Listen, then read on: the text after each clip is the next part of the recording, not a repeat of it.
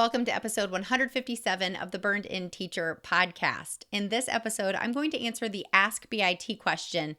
When the school demands 100% of your time and energy, and so does your husband, and so does your family, and all you want to do is run away to the hills, what do you do? Where do you start? I dove so deep into this question, and I cannot wait to share my answer with you inside. Let's dive in. Hey there, I'm Amber Harper, former burned out teacher turned teacher burnout coach, dedicated to helping other teachers like you to grow through your burnout and take your next best steps toward what you want from your career in education and in life. After an embarrassing emotional breakdown in front of my teacher besties, I knew something needed to change, and that something was me. I decided that I wasn't going to settle for burnout as my sentence as a teacher, mom, wife, or friend. And I knew it was going to take way more than practicing conventional self-care to make the progress I wanted to make. No amount of manicures, bottles of wine, or bubble baths was going to save this girl. Fast forward to a few years later, and I've used everything I've learned about teacher burnout and personal development to write a book, build a course, and lead a community of burned-in teachers who refuse to settle for a life of burnout as their forever reality. I've used my burnout as an opportunity to become an active participant in my life, in the classroom and here on the mic, using all that I've learned to teach kids and serve teachers. And you can do the same. The Burned In Teacher podcast is one part burnout and all other parts action, inspiration, and support to help you grow through your burnout and live a happier, more fulfilled career and life. So take a deep breath, my friend, because you're about to take your next best step to becoming a burned in teacher. Let's dive in.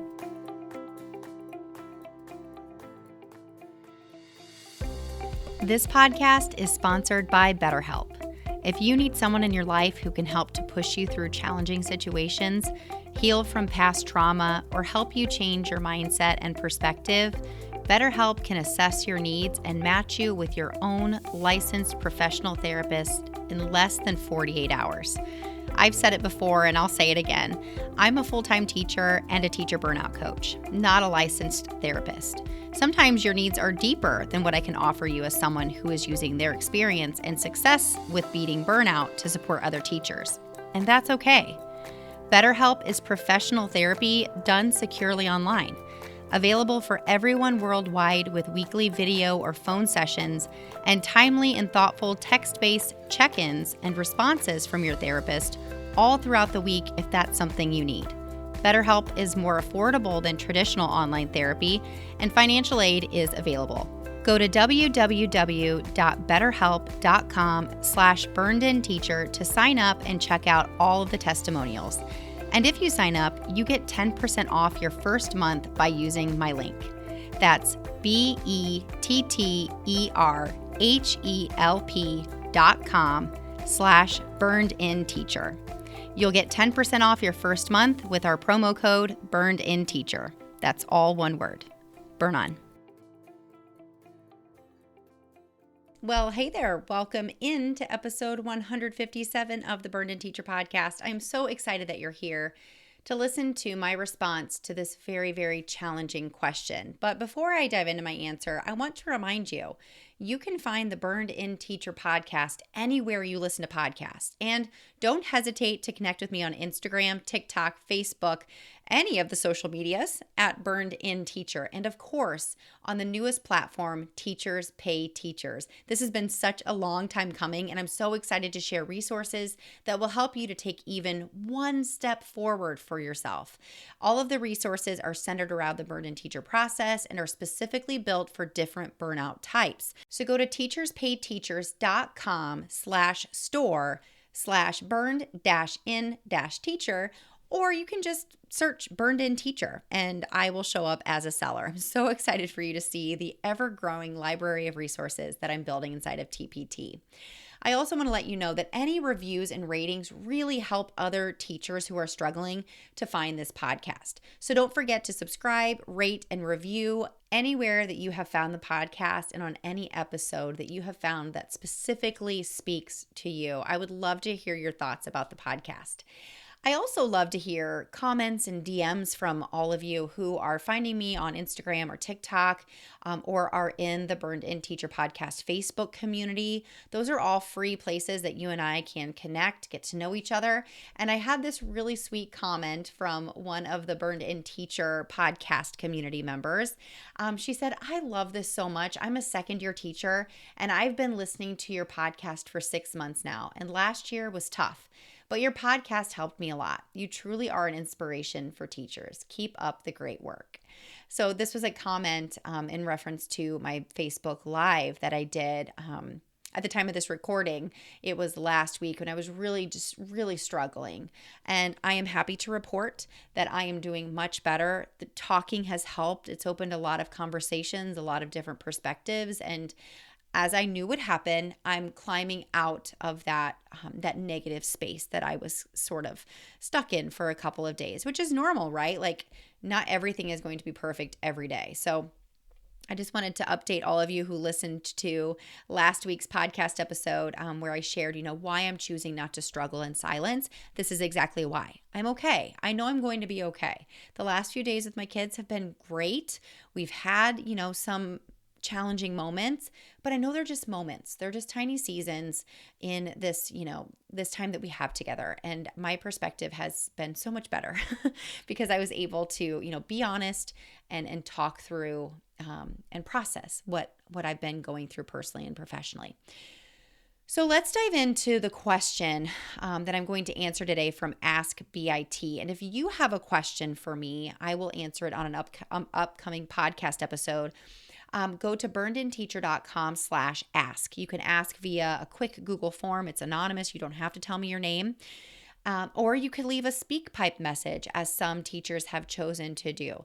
I would love to answer your question. So don't be afraid to jump in there and ask me anything about the Burned In process, your challenges in your life, anything at all, really. And I will answer it on an upcoming Burned In Teacher podcast episode. So with that being said, the question that was asked today is, what do I do when all I want to do is run away from all the demands? I mean, essentially, that's what this teacher asked. And it made me really feel sad, because I know exactly what it feels like to be like, I don't even, what is happening here? Like, I need to get away. I wish I could just run away from it all. I have a quick disclaimer here, okay? I do not fully understand the specific situation of this teacher, nor do I claim to be an expert on running away, all right? But I did some research to make sure that, I was very clear on, what these, I'm not a therapist, I'm not a depression expert. I am a teacher who is speaking from my own burnout experience, and I'm teaching you what I have learned through my own research and my own experiences, how I've pulled myself out of burnout, how I've returned to teaching twice and am now thriving in this work. And if you need professional help, I encourage you to get it. I am an affiliate with BetterHelp.com, and I am an advocate for therapy, counseling, and in this case, and I'm going to go here too, and in this case, maybe marriage counseling. If you are feeling like you are expected to give 100% and do 100% of the work with a partner at home who is maybe not sharing some of the demands of raising a family, that's something that I really want to encourage all of you out there to really document, as far as, how is it that we can start to work together to share these responsibilities? And if your partner or spouse is not willing to do that, that is something that, you may have to take an extra step there. That is also not something in my wheelhouse.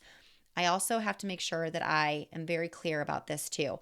The person who submitted this question, they submitted so anonymously, but they did say they were from New Delhi, India. So I want to make sure that I am being sensitive to the fact that I have I'm lacking in fully understanding weddings in India. I do know that they vary according to the region, the religion, the community, and the personal preferences of the bride and groom. And I don't want anybody to think that I'm going to answer this question with 100% certainty that you are, in a position to carry any or all of what I suggest. Okay, like carrying those things out. So if you feel unsafe in any way, I really encourage you, whoever ask this question, and anyone listening, to seek professional help and to let a trusted friend or family member know that you feel you are in a dangerous situation. I don't know where, I don't know your specific situations. I don't know your relationships, but I felt like this was something I needed to make sure that I address, is that I never know, from some of these vague or more vague questions, what the reality of that person is. And so I just want to make sure that you all understand that I'm speaking from my own experience here and my own research. So diving into the answer, what this first reminds me of when I read it was something I learned a long time ago about the human stress response, okay? The fight, flight, or freeze response. So this is obviously, something that I think that I learned this back in high school, I believe. So this is obviously how the body responds to perceived threats. It's what keeps us alive, keeps us safe, and helps us to survive dangerous situations or potentially dangerous situations, right? So it's an involuntary reaction that we all react differently to stress. And it involves a number of physiological changes that help someone to prepare to either fight or eliminate the danger, flee, which is obviously like running away, getting out, or freeze, which, you're like immobile, like you can't move. You're so scared. There is a fourth option I'm learning, which I hadn't really thought about before, which is like fawning. Okay, so there's fight, flee, freeze, or fawn. So this is like either appeasing the situation. We're trying to keep the threat at bay by appeasing them. Or it could also include like fawning is like fainting, like you're so scared that you pass out, right? So I want to make sure too that you understand there's no right or wrong way to behave during that human stress response. Like your body is going to react naturally. You can, of course, start to pay more attention and become more aware of your human stress response. But there are things that people can do to reverse that response, like I said. So like you can teach yourself how to calm down. So this is something that I teach my students in my classroom, like ways that they can pay attention to how they're feeling and decide what their next steps are to help them to think more clearly about their next step, okay? So I write about this a little bit in Hacking Teacher Burnout on page 32. So I want to read this page here to you. With all we have to do as teachers every day, we sometimes slip into survival mode. And surviving, quote unquote, the day has become a common statement in our classrooms and schools. When you're merely surviving, you don't have the mindset or energy to think about what you might be doing instead. You don't have the time or energy to think about being proactive. Proactivity takes time, thought, planning, and our brains are hardwired to do the safest and most conservative thing when faced with a hardship or a challenging decision.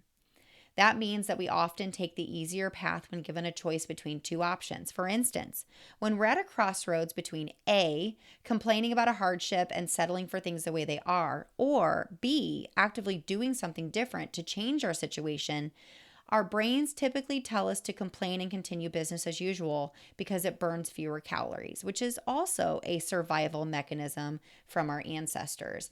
So I want to let you know that like this response, this feeling of wanting to run away, like that's a normal response. Like this is scary, this is hard, this seems hopeless. I want out of here. Okay? What's really important is talking about how we can move through these feelings in a healthy way so that you are setting your future self up for success, and you're setting your students, your administration, your school, your husband, your family, that you are setting everybody up for success. And the next word I'm going to, bring up is something that will come down the line, which is setting boundaries, which is it's healthy for everybody involved. When people know what they can and cannot expect from you, or what you will or will not tolerate, they know what they should and should not ask of you, and they know what they need to do in order to support what you need, okay? So there are a couple of suggestions that I have here, okay? So obviously, like I've already sort of alluded to, I don't know what this teacher means when they say that their husband expects 100% and their family expect 100%. Like you can't be expected to do 300%. You only have 100% to give, and some of that has to go to you. So first of all, making sure that you are in a safe place. So if it's possible, try to go somewhere that feels less threatening or overwhelming. So this could mean simply going outside and getting a breath of fresh air if you're feeling especially overwhelmed or threatened. Finding somewhere quiet, somewhere that's less crowded. And let me say this too, I'm going to take this to another level. That if you are working in a school that expects you to give 100% of your life to it, and they have made that statement and they are proving and showing you that that's what they expect, I don't know that this is the best place for you. If you've had conversations with your school, if you try to do different things in order to feel like you can have a life outside of school and they are making it impossible, it might be the best choice for you to make a decision to explore going to a different school, a different grade level, a different building, different district. I don't know what they call them over there in New Delhi, but hopefully you have that privilege of choice of where you are working so that you are able to lighten your workload. Okay. The other thing, and this is this is a quick fix, but it's not going to produce long-term results, but slowly breathing, like taking deep breaths. Those, I've talked about them on the podcast before, those 4 square breaths. So 4 counts in, hold it for 4 counts, let it out for 4 counts, hold it for 4 counts, and then repeat. So it sounds something like this.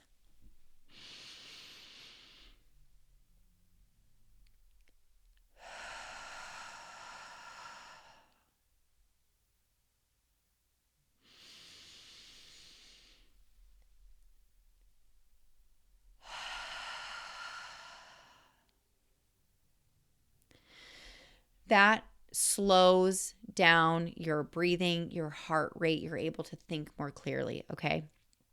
The other thing is getting up and moving, getting up and stretching. I do this all the time. This is another quick fix. It will not change the reality that you're living in, but it will help you feel better about gaining some clarity on where you are in the exact moment. So moving around, having some physical activity, going for a walk, maybe doing yoga or meditation if that's something that, is in your life that helps you to feel better. Making that movement a priority when you're feeling especially stressed is going to be important for you here. All right. Now,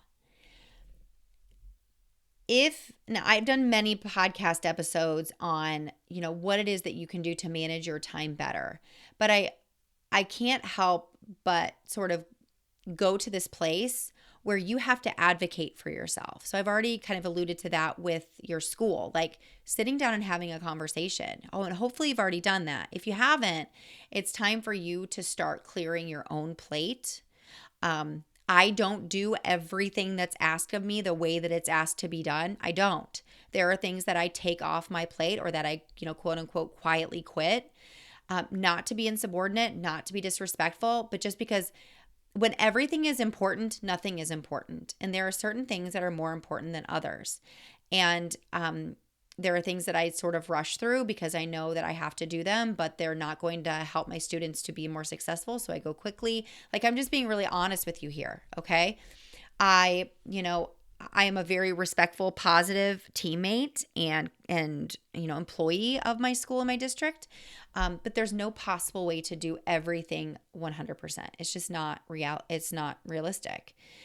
So I want you to seek social support in your school, and I want you to see what other teachers are doing to take things off of their plates or possibly share some of the responsibilities. Okay. That will produce long-term results, and you will feel like maybe you're not giving 100% to your school. All right. So simply sitting down with someone, asking for help, asking them what they would do in this situation. And outside of that, you've got to have conversations with your partner. I know Jeff and I many times when I'm feeling the most frustrated, it's because I have not shared with him something that's bothering me that I know that we need to sit down and have a conversation about. And it's because I don't like confrontation. Like I don't, but it's healthy for both of us, for him to know where I stand and where I'm feeling overwhelmed and what I need to not feel that way. And I am very lucky that I have a supportive husband who helps me with housework and running our daughter from place to place, and we have a very shared household, as far as our responsibilities and our expectations for helping each other out. My husband is in education too. We are both very, very busy people. And I hope that everybody else has that experience, but I know that might not be everybody's reality. But the way that we have gotten to the place that we've gotten is because we have honest conversations with each other, and we're not afraid to now, talk about what it is that we need from one another in order to feel at our best. I don't know what you mean as far as your family, if you're talking about, like your extended family or your biological family, or if, like your family in your home, like your kids. But this is something else that is hard to do, but it's going to have to start with a conversation that you're having with your family about how you are feeling and what they can do to help you feel differently. When you're setting boundaries like this with family members or friends, or even at your school for that matter, if you need to build a boundary with another teacher or your administrator, make it about how you're feeling and tell them what you need, or ask them to help you to understand. Instead of leading these conversations with you always or you never, that's only going to make the other party feel attacked, and they're going to get defensive. And I'm not going to lie to you. If you've never set boundaries before and you start to set boundaries, you are going to ruffle some feathers, and that's okay. And you might not. You might not ruffle feathers. You might not upset anybody. But the fact is, you might. And if that happens, it's not about you. It's about them. They have gotten comfortable with a certain way of doing things or not doing things, and you're asking for a change. And change is hard. Change is hard. And if for you, the hard change is advocating for yourself and talking about what you need, I want to encourage you to do it anyway. It's through these uncomfortable conversations where you are stating how you feel and you're asking for what you need, where real change will begin to happen. It might not happen right away, but trust me, it will happen. And it's all going to begin and end with you and your decision to do something you've never done before in order to get different results. So here's what I want you to do. And for you listeners out here who've been around for a while, you've probably heard me say this before. If you're feeling overwhelmed at school, I want you to do a big brain dump of everything that you're being asked to do at school. And then I want you to start thinking about what it is you can cross off that list and what is the highest priority. What are the things you literally have to get done in order for your classroom to run? Okay. And then, of course, I went through in episode, I believe 155, that list of 7 things that you need to do in order to take things off of your plate when you're feeling overwhelmed. I really encourage you to go check out that episode. Then I want you to do the same thing for your husband. So if your husband expects you to be at your 100%, what does that look like? Write it all down. What does he expect you to give 100% to? Because that's where you can sit down and talk with him. You've done some, research, you've done your thinking, you've done your brain dumping. And now you can talk to him about how you can share some of these responsibilities or eliminate them or delegate them to somebody else, or just don't do them anymore at all. The third thing is your family. Write down all of the things that your family is expecting of you, and then do the same thing. Sit down and have a conversation with your family. Let them know how you're feeling and what you need. So a couple of things are going to happen here. Number one, you getting all of those things out of your head and onto paper might make you feel better. It might not be as bad as what your lizard brain is telling you, okay?